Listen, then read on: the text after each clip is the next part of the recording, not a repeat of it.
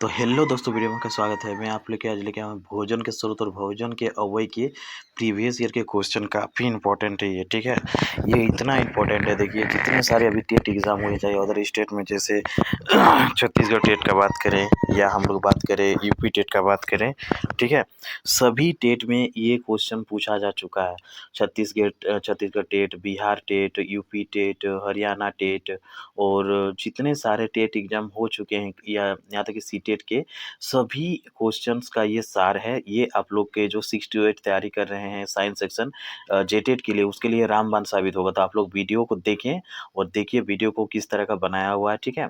तो देखिए चलते हैं, सबसे पहला क्वेश्चन देखिए। सबसे पहला क्वेश्चन है एक क्वेश्चन नंबर 1 है, निम्नलिखित में से कौन सा भाग पौधे के एक ही भाग से प्राप्त होते हैं, ठीक है। एक ही भाग मतलब एक ही वो इससे प्राप्त होगा। जैसे हम सेब, गन्ना, अदरक, गाजर ये सब बात करते हैं। सेब फल हो गया, गन्ना हो गया तना, अदरक तना हो गया, गाजर ये जड़ हो गया। तो ये अलग अलग है। तो इसको हम लोग देखेंगे कौन ऐसा ही है जो एक ही सेक्शन से। तो ये होगा ऑप्शन नंबर बी, मटर, चना, गेहूँ, ये सभी और जीरा, ये सभी क्या है, ये जितने हैं सभी बीज हैं, ठीक है। ये जितने हैं ना सभी क्या है, बीज हैं ये। फिर हम देखते हैं नेक्स्ट क्वेश्चन देखिए।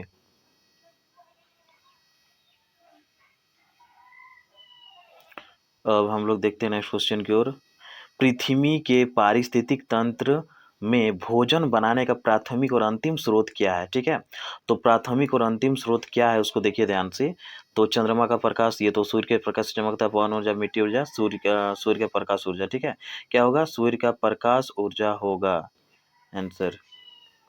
अब देखते हैं इसके बाद वाला। पौधे का वह हिस्सा जो मिट्टी के नीचे उगता है लेकिन वो जड़ ना होकर तना कहलाता है, ठीक है। तो वो क्या क्या होगा वो, तो याद रखिए वो आंसर होगा उसका, ठीक है। आलू, प्याज, अदरक, हल्दी। क्या होगा उसका, आलू, प्याज, अदरक और हल्दी होगा, ठीक है। चलिए देखते हैं नेक्स्ट क्वेश्चन। क्वेश्चन नंबर 4 है।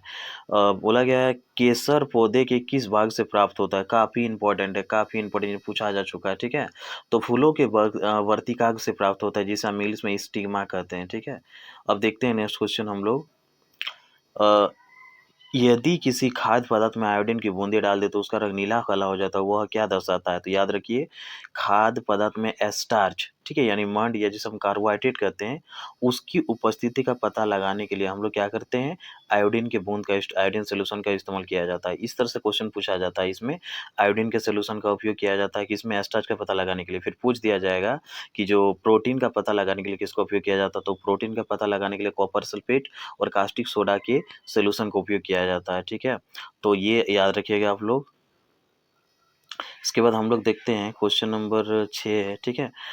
मक्खन, घी और तेल किसके प्रमुख स्रोत है। तो याद रखिए मक्खन, घी, यानी जैसे भी किसी ई का बात होगा, तेल जैसे ये होगा तो क्या होगा, वसा होगा उसमें, ठीक है। अब बोला गया है शरीर की वृद्धि और उनके ऊतकों के निर्माण के लिए कौन से घटक जरूरी होते हैं, ठीक है।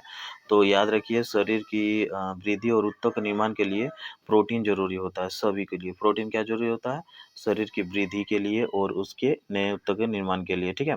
मछली पालन को क्या कहा जाता है। तो याद रखिए मछली पालन को हम क्या कहते हैं, पीसी कल्चर कहा जाता है। कॉफी किस भाग से प्राप्त होते हैं। तो उत्तर होगा बीज से। और गाजर पौधा का कौन सा भाग होता है, ये जड़ भाग से गाजर प्राप्त होता है। तो ये देखिए आपको ये खत्म हो गया भोजन के स्रोत के।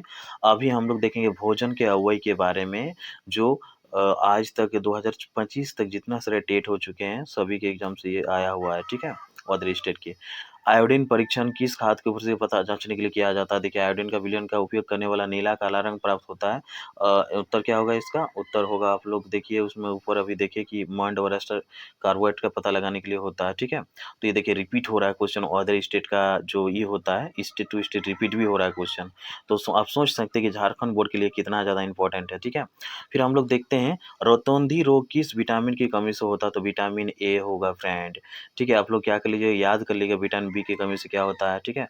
विटामिन सी की कमी से कौन सा रोग होता है, ठीक है। विटामिन बी की कमी से क्या होता है, बेरी बेरी होता है। विटामिन सी की कमी से क्या, स्कर्वी होता है। विटामिन डी से रिकेट्स होता है। तो इतने सारे रोग आप लोग याद कर लीजिएगा, ठीक है। अब देखिए क्वेश्चन नंबर 3 है इसका, भोजन के अवयव की खाद्य पदार्थ में प्रोटीन की जांच के लिए कॉपर सल्फेट कास्टिक सोडा के साथ कौन सा परीक्षण किया जाता है, जो अभी मैंने बोला है, ठीक है।